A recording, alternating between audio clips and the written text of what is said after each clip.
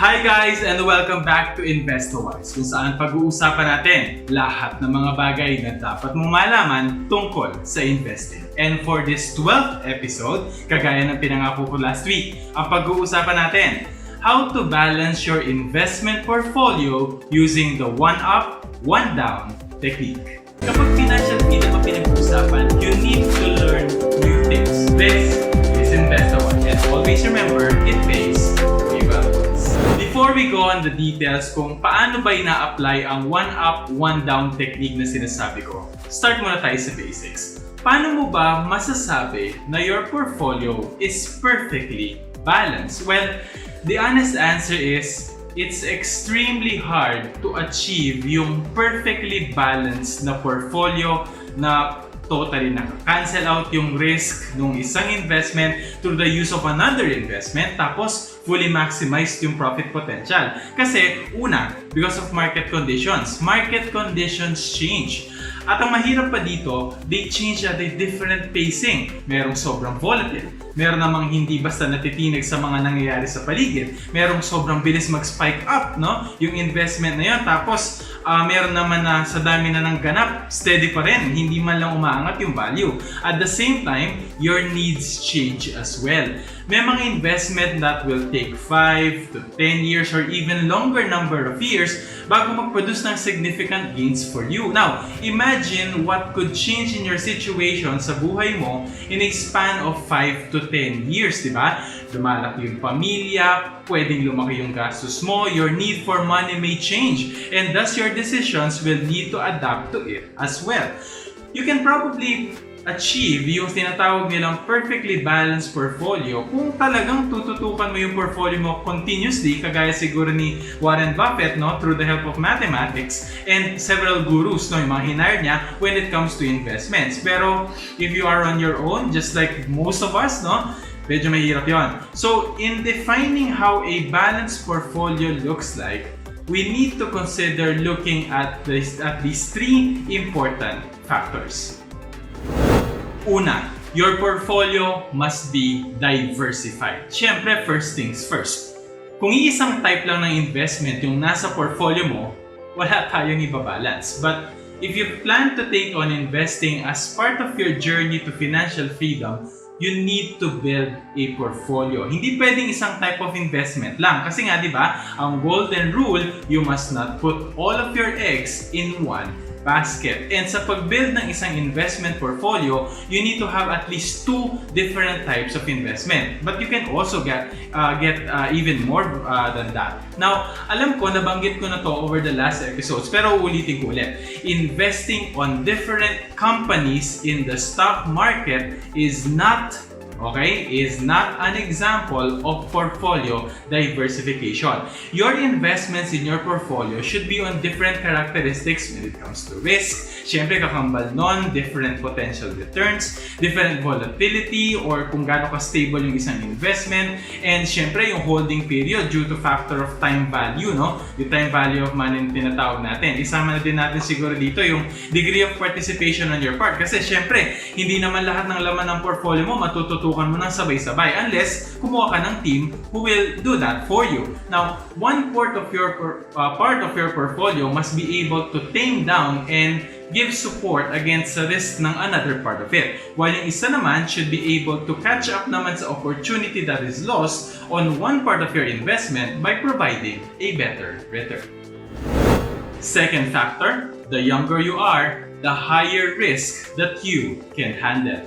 When you are still young, you have a lot of ways to earn money, and dahil marami kang source of funds, you can afford to take higher risks. You can afford to take bad losses, lalo na it's the age of learning para sa'yo. Natututo ka sa mga mali-maling desisyon na ginagawa mo when it comes to your investment, which is actually your tuition for you to understand kung paano mag-work yung mga bagay-bagay when it comes to investing. And syempre, if you can afford to take higher risks, you also have a bigger chance to get higher returns. Lalo na habang dumadami yung mga kapalpakan mo, okay, sa iyong mga investment decisions, you become wiser, okay? More accurate and more precise sa mga investments na pinapasok mo.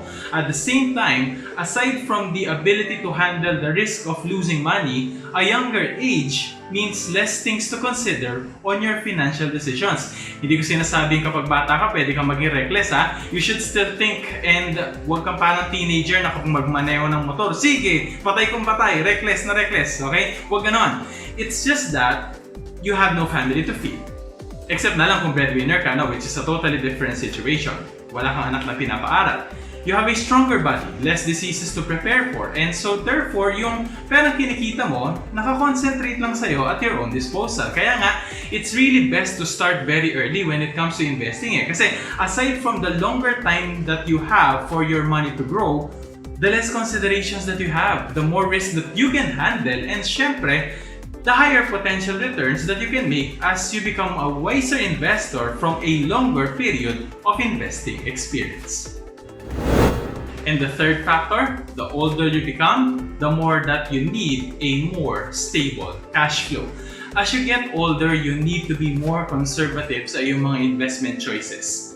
Ang concern mo kasi hindi na income eh. You start to think of the future, and hindi lang future mo future ng ibang tao, future ng family mo, future ng mga anak mo, hanggang sa pagkatapos mo mamatay, pati yung future ng estate mo na ipapamana mo sa mga may iwan mo, yan na yung major consideration mo as your age advances. And dahil hindi na lang sarili mo iniisip mo, you would want to become more conservative. Mas gusto mo na yung stability over bigger returns. You won't want to risk your college fund, yung college fund na anak mo, or yung pambayad nyo ng insurance mag-asawa, o kaya naman yung emergency fund niyo. Siyempre, gusto mo safe yon. That's why, when you reach the age, say 40, 50, yung portfolio mo will slowly lean towards small, stable investments and less risks, sure yung return, basta yung safe yung funds mo from the market's volatility and potential losses. And actually, no, karamihan sa atin dito, isa lang naman ang pangarap pagtanda natin eh.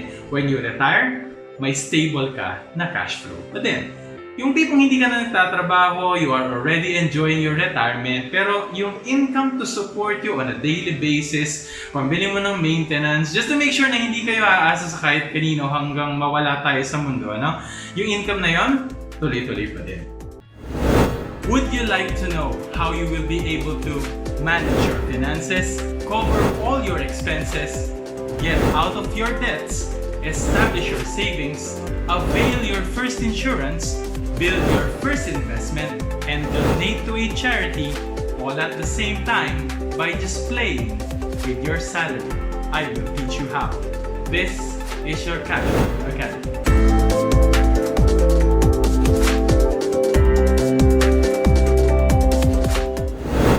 Now, for us to achieve all of those three factors, para masiguro natin na ang investment portfolio natin is well balanced. Hindi siya perfectly balanced, doon tayo sa mas achievable para sa atin.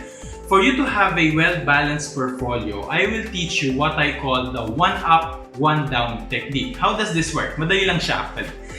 First step, we will divide your portfolio into two parts. Una, siguraduhin mo yung portfolio mo, hindi isang klase ng investment lang. So, we will divide your portfolio into two parts. The high-risk investments and yung low-risk investments. Walang middle risk, okay? It's just either high or low. Yun lang ang classification. Saying stocks, high risk yan. Bonds, low risk yan. Time deposit, low risk as well. Mutual funds, high risk. Ganun lang, okay? Left, right, high, low. And then, after you split your investment into two categories, magbabase tayo sa edad mo. Your age will represent the percentage allocated to your low-risk investment. So, yun yung focus sa edad mo, percentage ng low-risk investment. So, for example, if you have 100,000 pesos in your portfolio and you are at age 30, okay? Yung 30,000 mo or 30% ng investment mo, okay, must stay in bonds, which is a low-risk investment. While yung 70,000 mo naman must be on the high-risk investment like stocks. Linawin ko lang hindi kasama sa 100,000 yung savings mo. Hindi kasama yon. Kailangan separate yon. So ayun, your age represent your low-risk portion. Now, as your age goes up by 1 year, okay, your high-risk investment must go down by 1% as well, while your low-risk investment goes up by 1% at the same time. Kaya nga siya 1 up, 1 down, di ba? Kaya madali siyang tandaan eh. Okay? So for example, nag-start ka age 25 and you plan to put, say, 50,000 pesos sa investment portfolio mo every year. So yun ang pinangako mo sa sarili mo. So, first year mo, 25% ng portfolio mo, which is yung 50,000, so 25% nun or 12,500, ilagay mo sa bonds. Okay? While yung natirang 37,500, invest mo sa stock market. So meron kang 25% low risk and 75% high risk. Next year, okay, pag nag-birthday ka, gawin mong gift to sa sarili mo. Pasok ka ulit, another 50,000. So 100,000 yung investment mo. And dahil 26 ka na, 26,000 ilalagay mo sa bonds. 74,000 dapat nasa stocks. Okay? So ganun siya. 100,000, 26% doon sa bonds, and then yung 74,000 punta sa stocks. Next year, ganun ulit. Another 50,000 addition, 1% up sa bonds, 1% down sa stocks. So you see, mag-i-increase pa din naman yung investment mo sa stocks and bonds from year to year. Pero yung hatian nila sa portfolio mo, nag-iiba. You will have a more aggressive portfolio when you are younger, and unti-unti, nagiging conservative and stable yung portfolio mo as you advance in age. And actually, no, if you do the math, basta consistent yung 50,000 a year, pagdating ng 65 years old, then nag-retire ka na, start ka 25, tapos ka 65. Your portfolio will have a total stock investment of 717,500 at may bond investment ka na 1,332,500. Hindi pa kasama dyan yung interest na kinita mo mula sa bond investment mo, and yung capital appreciation and dividends naman mula sa stock investment na meron ka. I think that sounds good for the retirement. So ayun, tignan nyo naman. Ang itinuturo ko lang talaga dito sa video na to is how to balance your portfolio. Pero biglang sa bandang huli, naging retirement plan na ang pinag-uusapan natin. So ganun lang siya, okay? So if you want an easy way of making sure na ang portfolio mo is balanced, okay, na yung risk is well covered kasi yung bonds flat lang yan eh. Okay, yung mga low risk investment natin, kumikita ka, nandun yung ipon mo, it's very safe, wala tayong masyadong alalahanin. Kung malugi man yung ating mga high risk investment, well, meron tayong pangsalo. Kung hindi naman, kung kumita naman yung high risk investments natin, well, good. E di on top sila ng mga nasa safe investment natin. So para hindi mahirap tandaan, 1 up, 1 down, every year, every birthday mo, taasan ng bonds, taasan ng low risk, babaan ng high risk, and make sure na meron kang consistent na idinadagdag sa portfolio mo. And I think wala na tayong kailangan nalalahanin kapag ginawa natin yon. Wala na tayong kailangan nalalahanin sa ating hanggang pagdating natin sa retirement when it comes to our money, okay, and financial needs. So I hope I was able to inspire a lot of people when it comes to these suggestions that I have provided in this episode 12 of InvestaWise. So sana this InvestaWise video to episode 12 matutulungan kayo nito for sure hanggang sa retirement age niyo. So if you are young right now, okay, start now. Okay, wala nang ibang tamang panahon but to do it now, because imagine yung nasasayang na panahon every year that your age increases by 1 year, okay, or by a number of 1, ang laki ng opportunity na nawawala sa atin. So please, yung isa sa mga pinagusto namin maging resulta ng ginagawa namin dito sa The Money Diary channel is to convince people that you should start now. Regardless what age you are, start now, because ang ganda ng magiging resulta niyan in the long term, and I believe you will thank The Money Diary for doing such an initiative. And of course, syempre, ang sarili mo. Okay? So maraming salamat po for joining us in this episode. Kung meron kayong katanungan about 1 up, 1 down technique at kung paano natin yung ma-apply, feel free to contact us on our Facebook page, The Money Diary. Just look for our Facebook page and send us a message there, and we will be very much willing to help you address your questions. Message lang kayo and gugustuhin namin kausapin kayo and to give you an advice on how to make those things possible for your financial freedom journey. Okay, so mag-shoutout muna tayo ulit bago matapos ang video na ito. Siyempre, yung mga nagko-comment sa atin and patuloy na sumusubaybay sa ating mga video. Thank you very much po. And yung ibang, meron tayo isa dito, shoutout natin. We have Christian Tayag. Okay, ang sabi niya, I think this one is related dun sa 60 seconds video natin, ipon or investment, alin ang dapat tunahin. Okay, so ang sabi niya, for me, ipon muna, lalo na pa-start pa lang naman, di naman ako makakapag-invest nang wala akong ipon. Oo nga naman. Okay, paano ka naman makakapag-invest kung hindi ka pa nakapag-ipon? So ganun ha, yung mga na-comments ninyo, yung mga nasa isip ninyo, yung mga saloobin ninyo sa mga videos na nilalabas namin. If you want to give your opinions, if you want to give us additional information, or you want to share what you know to other people, please put them on the comment section right now and babasahin namin yan sa mga videos na inilalabas natin as part of our shoutout. Okay? So, magtulungan tayo in helping each other promote financial literacy and educate each other when it comes to financial matters. By the way, okay, so if you would like to have our cash flow session, okay, we are also going to promote this one. So please kindly visit our Facebook page, The Money Diary, and makita nyo doon, the button nakalagay, book now, okay, and you can book for a session of cash flow management, and tutulungan namin kayo to manage your cash flow. I-set up natin yung savings mo, insurance mo, and investment mo by just playing with the current salary na meron ka. So tutulungan namin kayo doon. Just click the book now button in our Facebook page, and then mami-message kami noon, and we will try to contact you as soon as possible. At the same time, kung kayo po ay corporate, meron kayong mga corporate events, team building, year-end party, conferences, we are also accepting speaking engagement. If you want to teach your employees and audience about personal finance, you just need to click the book now button as well in our Facebook page, and you will be able to send us a message there, and we will be happy to help you. Regardless, actually sa panahon ngayon, medyo virtual pa ang lahat, pero we will be very much happy to share, okay, to your employees on your event whatever they need to learn when it comes to money management